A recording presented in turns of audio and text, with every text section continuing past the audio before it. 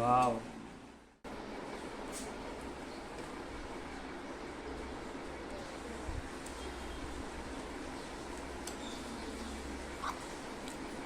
छान आहे. स्वीट आहे, आंबट आहे, स्पायसी आहे, चाट मसाल्याचा टेस्ट सुपर टेम्पटिंग आहे, छान आहे. आणि वडाचा क्रंच तर अजून छान लागतो.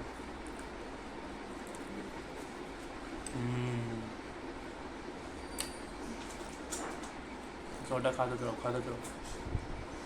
हं.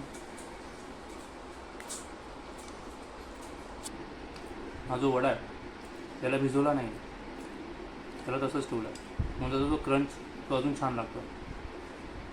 सुपर टेस्टी आहे. तुम्ही पण नक्की बनवून खा.